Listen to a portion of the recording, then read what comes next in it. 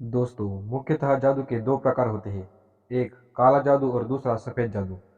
जिस प्रकार बिजली दो तारों से चलती है, एक में नेगेटिव और एक में पॉजिटिव होता है, उसी प्रकार हमारी ज़िंदगी में दो चीज़ें होती है, एक पॉजिटिव एनर्जी और एक नेगेटिव एनर्जी। एक सामान्य मनुष्य के जीवन में ये पॉजिटिव एनर्जी और नेगेटिव एनर्जी एक समान रूप से कार्य करती है। लेकिन जब कोई व्यक्ति किसी के ऊपर काला जादू करता है, तब वह उस नेगेटिव एनर्जी को यानी कि उस काली शक्ति को उस व्यक्ति के ऊपर मारक क्षमता से भेजता है। यानी कि जितनी जिंदगी जीने के लिए उसके काला जादू और सफेद जादू की जरूरत एक इंसान को होती है, जो कि 50-50% होती है। लेकिन जब कोई अगर काला जादू आप पर किया जाए तो आपके जीवन में सिर्फ अघटित घटना ही होती है।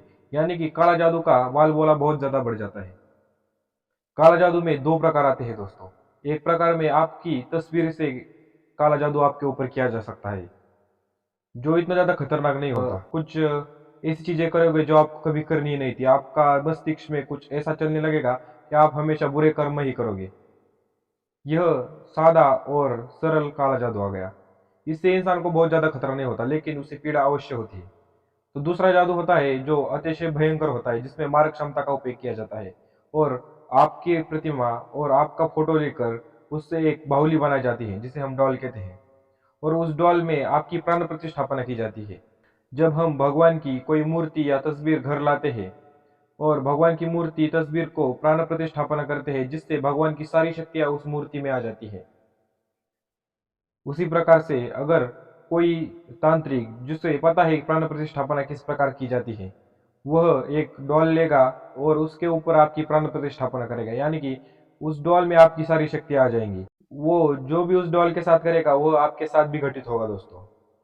इतना भयंकर ये मारक क्षमता वाला काला जादू होता है। दोस्तों, आज की वीडियो में हम दोनों जादुओं का तोड़ बताने वाला हूँ। अगर पहले जादू का तोड़ बताना है, जो कि सादा जादू होता है, जो इतना खतरनाक नहीं होता, लेकिन आदमी का मस्तिष्क घूम जाता है और वो हमेशा बुरे कर्म ही करता है। हम सबको पता होता है कि आदमी बचपन से बुरा नहीं था, लेकिन अचानक से ऐसे ऐसा क्या हो गया जो हमेशा बुरे कर्म करता है।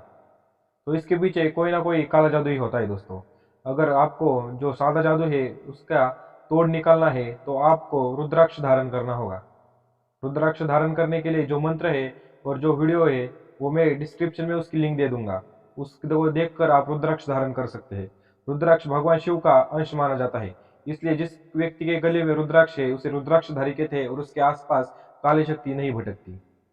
अगर हम दूसरे तरीके की बात करें, जो काला जादू में जो मारक क्षमता होता है, जिसमें आपके पीछे एक आत्मा छोड़ी जाती है और वह आपकी प्राण लेकर ही छोड़ती है। जब तक वो आत्मा आपका प्राण नहीं लेती तब तक वो आपको परेशान परेशान परेशानी करती है। ये जादू बहुत ज्यादा भयंकर होता है। लेकिन दोस्तों, आज के जमाने में ये मारक क्षमता वाला काला जादू करने की जो विधि है वो ठीक तरह से किसी को भी पता नहीं। ऐसे इंसान हजारों लाखों में एक होते हैं। और जो ये काला जादू जो मारक क्षमता वाला जादू करते हैं, उनको भी ये पता होता है कि अगर जो उन्होंने जो आत्मा आपको मारने के लिए भेजा है उसने उसका काम पूरा नहीं किया, उस आत्मा ने आपको नहीं मारा, तो वो आत्मा जिसने उसको छोड़ा है उसके जाकर प्राण लेती है। इसलिए बहुतांश लोग ये दो नंबर का काला जादू जो कि मारक क्षमता वाला होता है उससे दूर ही रहते हैं। एक तरह से ये जादू किसी को पता नहीं होता कैसे किया जाता है, और जिनको पता है वो करते नहीं, क्योंकि वो बहुत ज्यादा खतरनाक होता है। फिर भी अगर आपके ऊपर ये दूसरा काला जादू हुआ है जिससे आपके प्राण संकट में आ गए हैं, तो मैं मेरा नंबर नीचे कमेंट बॉक्स में दे दूंगा या डिस्क्रिप्शन में दे दूंगा। वहां से आप हमारे साथ संपर्क कर सकते हैं। उसकी विधिवत पूजा होती है दोस्तों। जब आपके पीछे कोई आत्मा छोड़ी जाती है, वो रुद्राक्ष धारण करने से या तिलक लगाने से नहीं हटती, उसके लिए विधिवत पूजा होती है। आप हमसे संपर्क कर सकते हैं, उसके बाद हम आपसे बातचीत करके जो जो सही होगा उस तरीके से आपका परेशानी दूर करने का प्रयास हम अवश्य करेंगे दोस्तों। दोस्तों, जो पहला जादू होता है जिसमें वो व्यक्ति का फ्रेम लेकर उस पर काला जादू किया जाता है, जिससे उसका मस्तिष्क घूम जाता है और वो बुरे कर्म करता है और खुद ही अपने आप को संकट में डाल रहा होता है। उस परिस्थिति में आपको रुद्राक्ष धारण करने के अलावा कुछ ऐसे काम करने बहुत ज्यादा इंपॉर्टेंट है, जिससे वो काला जादू आपका कुछ अहित नहीं कर सकता। सबसे पहले तो हो गया रुद्राक्ष धारण करने का, और दूसरा तरीका है आपको तिलक धारण करना पड़ेगा। क्योंकि जब व्यक्ति पर काला जादू होता है तो उसका मस्तिष्क घूम जाता है, और मस्तिष्क का चक्र यानी कि आज्ञा चक्र होता है। और आज्ञा चक्र पर अगर हम तिलक धारण करें तो उसे तिलकधारी कहते हैं, और तिलकधारी पर किसी भी प्रकार का काला जादू नहीं हो सकता। लेकिन हम जब रात को सोएंगे तब हम तिलक धारण नहीं करते और रुद्राक्ष भी हमें उतारना पड़ता है। तब उस परिस्थिति में क्या करें? तो उस परिस्थिति में आपको एक रुई की मूली लेनी है और वह आपने दरवाजे पर टांग लेनी है, क्योंकि जो कोई काला जादू होगा वो दरवाजे से ही अंदर आएगा। जिस प्रकार देवी देवता दरवाजे से अंदर आते हैं, उसी प्रकार काला जादू किया हुआ जो आत्मा होता है वो भी दरवाजे से ही अंदर आता है। तो रुई का जो मूड़ी होती है उससे भूत बहुत ज्यादा डरते हैं। इसीलिए दोस्तों आपने कई दुकानों पर देखा होगा कि एक बावला उल्टा लटका होता है, क्योंकि वो चाहते हैं कि कोई भी काला जादू हमारे घर के अंदर ना आए या दुकान के अंदर ना आए।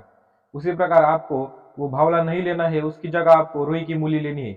रुई एक पेड़ होता है जो गाँव में कहीं पर से आसानी से मिल जाएगा दोस्तों। धन्यवाद दोस्तों, रुकते हैं आज की वीडियो में यहीं पर। वीडियो पसंद आए तो वीडियो को एक लाइक करें, और अगर आपकी कुछ समस्या है जो काला जादू से आप निपट रहे हैं तो हमें कमेंट बॉक्स में अवश्य बता सकते हैं, या मैं अपना नंबर नीचे दे दूंगा, उसके जरिए आप हमसे संपर्क कर सकते हैं। धन्यवाद। जय माता दी।